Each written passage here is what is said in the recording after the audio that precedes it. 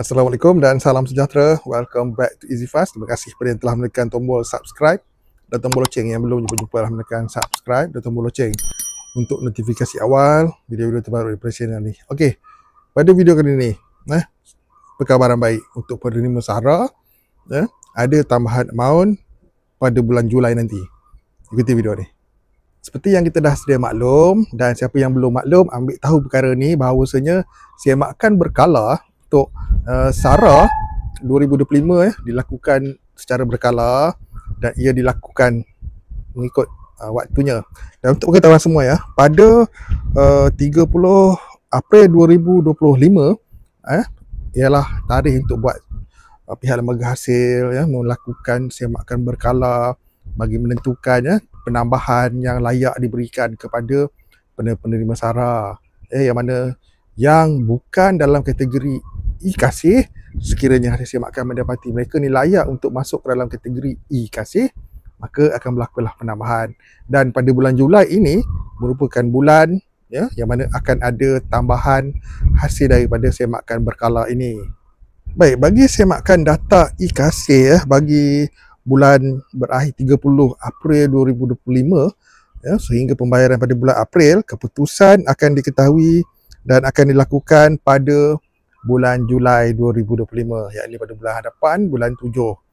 Jadi jelas pada bulan 7 nanti akan ada golongan-golongan baru yang layak masuk ke dalam kategori e-kasih dan akan mendapat penambahan.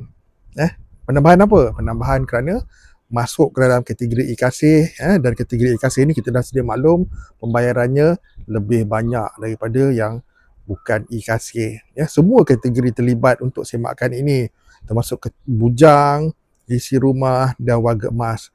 Ketiga-tiga golongan ini akan disemak semula bagi menentukan adakah mereka ini layak untuk masuk dalam kategori e-kasih dan sekaligus ada penambahan amount. Okey, berkenaan dengan penambahan amount ni amount ni dikira berdasarkan amount semasa mereka ni dan amount tambahan. Jadi dijangkakan akan ada menerima sehingga 450 dan ada yang akan menerima sehingga 500 mengikut kategori masing-masing. Min juga nak jelaskan serba sikit berkenaan dengan tambahan amount SARA pada bulan Julai nanti.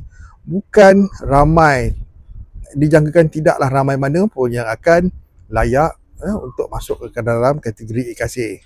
Semakan berkala ni dilakukan dengan sangat ketat dan hanya yang betul-betul layak saja yang akan masuk ke dalam kategori tersebut. Jadi kita janganlah menjangkakan semua akan dapat ataupun ramai yang akan dapat. Ramai tak ramai lah, tapi bukanlah semua. Kita kena faham dengan jelas. Sebab kita kena faham semakan berkala ni satu tujuannya untuk mengenal pasti golongan-golongan yang tercicir daripada e-kasih. Banyak sebenarnya di luar sana yang memang sepatutnya ada dalam bekalan data e-kasih tetapi mereka tidak ada data mereka. Jadi semakan berkala ini bertujuan untuk meneliti semula senarai penerima ni, dan sekiranya ada yang betul-betul layak saja yang akan menerima tambahan dan dimasukkan ke dalam kategori e-kasih. Jadi secara amnya penerima-penerima yang biasa-biasa yang kita sendiri tahulah level kita, adakah kita ni seorang yang layak menerima e-kasih ataupun tidak. Kita janganlah menjangkakan akan ada satu kenaikan terhadap kita. Okey, walau bagaimanapun akan ada ramai jugalah, walaupun tak ramai mana tapi ramai yang akan layak kerana memang sepatutnya ada dalam e-kasih tapi tercicir daripada e-kasih. Okey, terutama orang yang hilang pekerjaan, orang yang tinggal di kampung, bekerja sendiri dan susah, hasil semakan silam mendapati macam-macam rekod tak mencarum lagi, dan sebagainya. Penting semua tu. Okey, jadi walau bagaimanapun penambahan tersebut tetap ada dan kaedah yang sama je, masuk dalam MyCard dan kegunaan yang sama, prosedur yang sama, segalanya sama. Tak ada yang berubah pun. Cuma amount itu akan berubah sekiranya layak masuk ke dalam kategori e-kasih. Baik, semoga jelas dengan apa yang disampaikan.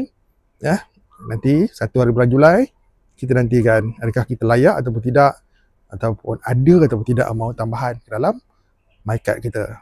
Baik, semoga jelas dengan apa yang disampaikan tentang tambahan SARA bagi bulan Julai 2025. Nantikan. satu bulan. Jumpa lagi. So guys, my next video. Assalamualaikum. Bye bye.